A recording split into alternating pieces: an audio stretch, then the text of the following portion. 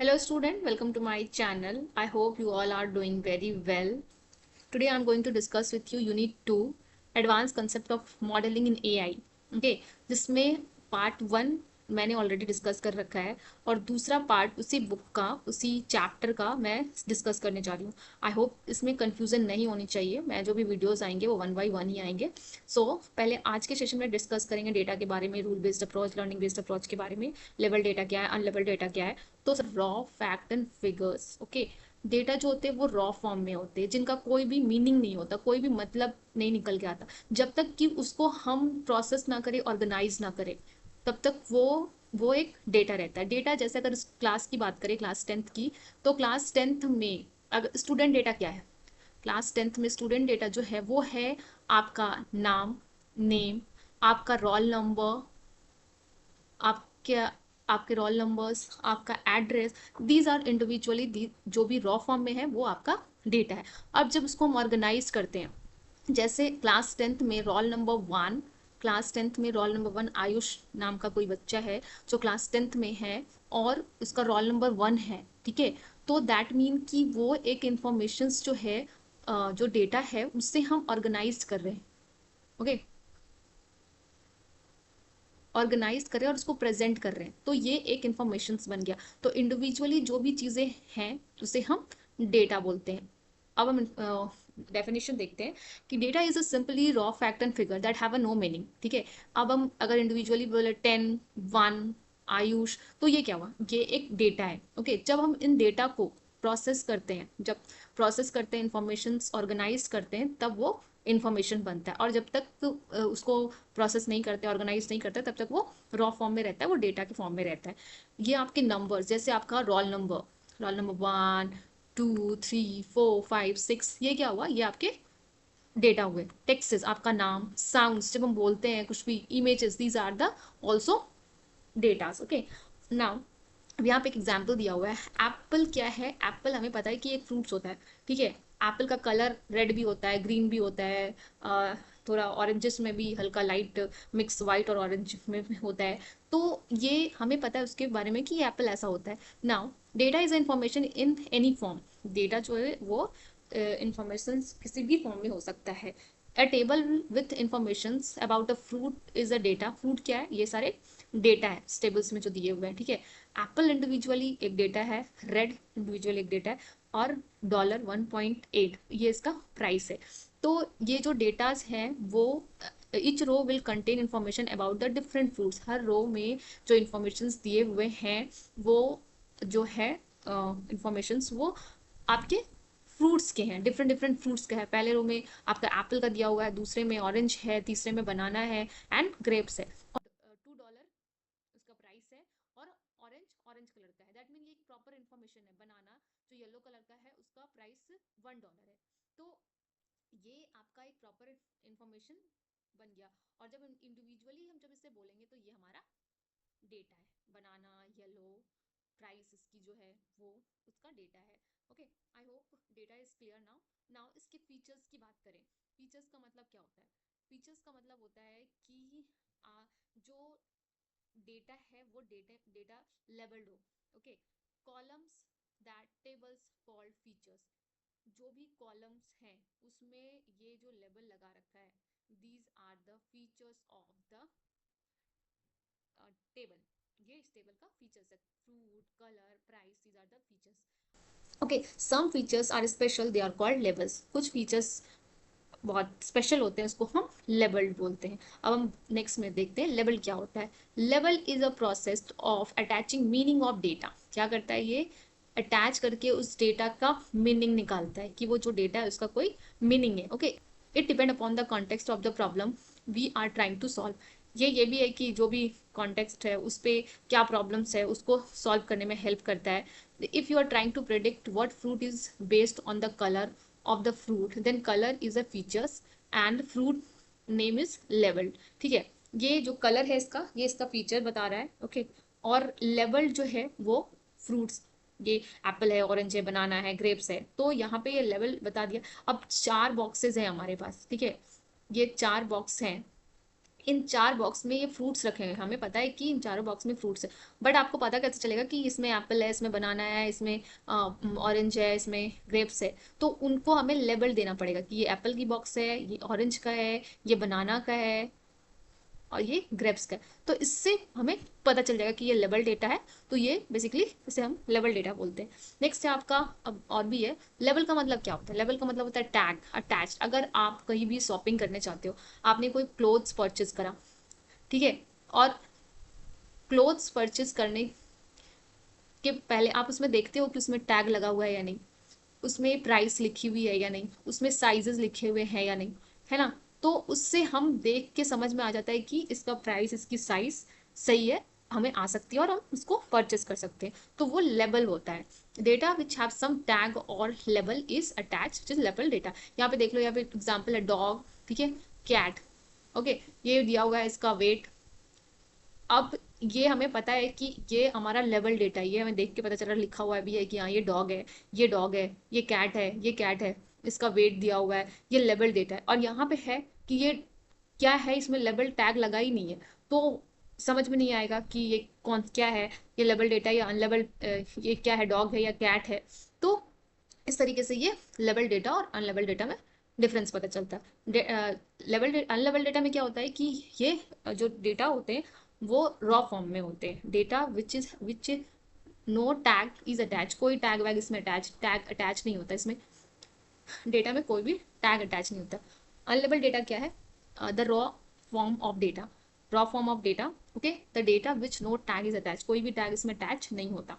What do you mean by training data set? Training data set क्या होता है? Training data set का मतलब ही सिंपल में बोले, जिसे हम ट्रेन कर रहे हैं, हम मशीन्स को डेटा फीड करवा रहे हैं, उसे हम डेटा दे रहे हैं ताकि वो उन चीज़ों को समझे, ओके, और उसके बाद जो भी वो समझेगा उसके बाद फिर वो ऑब्वियसली आउटपुट जनरेट करेगा।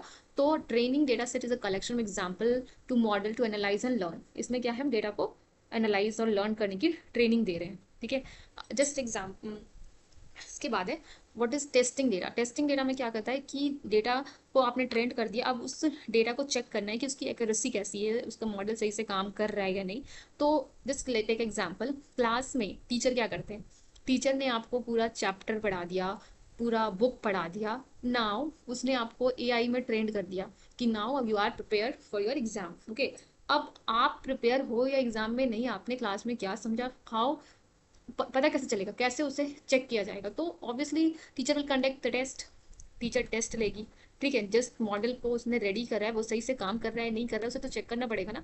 अब वो टेस्ट लेगी, तो जितना उसने पढ़ा रखा है क्लास में, जितना समझा रखा है, उसी से अकॉर्डिंग वो टेस्ट लेगी। पहले उसने ट्रेंड करा, ट्रेनिंग दी, ट्रेनिंग हो गई कंप्लीट, देन उसे टेस्ट करना। तो वही चीज़ है कि पहले मॉडल को डेटा दिया जाता है, फीड कराया जाता है, वो देखते हैं कि वो समझ रहा है या नहीं समझ रहा है, उसके बाद फिर वो जब एनालाइज कर लेता है डेटा को, उसके बाद फिर वो उसमें टेस्टिंग होती है। AI modeling refers to developing algorithm is called model which can be trained to get intelligent output। अगर वो अच्छे से ट्रेन हो गया तो अच्छे तरीके से वो अच्छा मार्क्स भी ला सकता है। मे बी AI में 100 आउट ऑफ 100 मार्क्स आ जाए, उसने अच्छे से पढ़ा, उसका कंसेप्ट क्लियर हुआ तो वो अच्छे मार्क्स ले आए। तो ये होता है बेसिकली डेटा को ट्रेन करना। पहले उसे डेटा फीड कराया जाता है, उसे इन्फॉर्मेशन दी जाती है, उसे ट्रेनिंग दी जाती है, उसे ट्रेन हो गया उसके बाद फिर उसकी टेस्टिंग की जाती है। तो ये चीज़ मॉडल में भी अप्लाई होता है। नाउ नेक्स्ट है टाइप्स ऑफ मॉडल्स। क्या कितने टाइप्स के मॉडल्स हैं? Let's talk about types of AI models. AI models two types के हैं, लर्निंग बेस्ड और रूल बेस्ड। लर्निंग बेस्ड में machine learning and deep learning है। मशीन लर्निंग के सुपरवाइज्ड लर्निंग, मशीन लर्निंग में है सुपरवाइज लर्निंग, अनसुपरवाइज लर्निंग और री इन्फोर्समेंट लर्निंग। डीप लर्निंग में आपका artificial neural network and convolutional neural network. Let discuss about the rule based approach. Rule based approach क्या होता है? तो रूल बेस्ड अप्रोच जो होता है वो डिफाइन किया जाता है डेवलपर के थ्रू, और रूल्स एंड फैक्ट्स जो होते हैं वो डिफाइन किया जाता है डेवलपर के। This approach based on the set of rules and facts defined by the developer. इसमें जो भी रूल्स और फैक्ट्स होते हैं वो डेवलपर के थ्रू डिफाइन किया जाता है। डेटा फीड कराया जाता है मशीन्स को एंड उसके अकॉर्डिंग वो परफॉर्म करता है।